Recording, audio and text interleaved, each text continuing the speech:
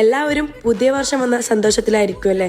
എന്നാൽ കഴിഞ്ഞ വർഷത്തിൽ യാത്രയിലൂടെ ഞാൻ പഠിച്ച കുറച്ച് അനുഭവങ്ങളാട്ടാ നിങ്ങളായിട്ട് ഷെയർ ചെയ്യുന്നത്. ചെറുപ്പത്തിൽ പഠിച്ച് വലുതായതിനു ശേഷം ആരാവണമെന്ന് ചോദിച്ചപ്പോൾ ഒരു ഗൾഫുകാരൻ്റെ ഭാര്യയായ മതി എന്ന് കരുതിയൊരു പെണ്ണായിരുന്നു ഞാൻ. പക്ഷെ എൻ്റെ ഉപ്പാന്റെ മരണശേഷം ഇതെല്ലാം ഞാൻ മാറി ചിന്തിക്കാൻ തുടങ്ങി. ആരൊക്കെ കൂടെ ഉണ്ടാക്കുമെന്ന് പറഞ്ഞ് അവരൊക്കെ ഇന്ന് എൻ്റെ കൂടെ ഇല്ല. ജീവിതം പറയുന്നത് ഒറ്റയ്ക്കുള്ള യാത്രയാണ്. ഒരു പെണ്ണ് സക്സസ് വുമൺ ആവുന്നത് എങ്ങനെയാണെന്നറിയോ? കുറെ പൈസ ഉണ്ടാക്കിയിട്ടൊന്നല്ല കേട്ടാ. ഒരാളോട് നോ പറയാൻ പഠിക്കുമ്പോഴും നമ്മുടെ കൺട്രോള് വേറൊരാൾക്ക് കൊടുക്കാതിരിക്കുമ്പോഴാണ്. യാത്ര ചെയ്യുന്നവന്റെ മനസ്സ് ഒഴുകിപ്പോകുന്ന നദി പോലെയാണെന്ന് പറയുന്ന കേട്ടിട്ടുണ്ട്. എന്നാൽ അതിൽ നല്ല കഴുകുമാരും ഉണ്ട്. ആവശ്യപ്പെടാതെ നമ്മുടെ ലൈഫിൽ ആരാണ് കൂടുതൽ ഹെൽപ്പ് ചെയ്യുന്നത്? അത് വലിയൊരു മെന്റലി ട്രാപ്പാണ്. നീ തേടുന്ന എന്തോ അത് നിന്നെയും തേടുമെന്ന് പറയുന്നത് പോലെ നമ്മുടെ റൈറ്റ് ആയ സമയത്ത് റൈറ്റ് പേഴ്സൺ വരും. അത് പ്രണയമായാലും സൗഹൃദമായാലും. അപ്പോ ഹാപ്പി ന്യൂ ഇയർ.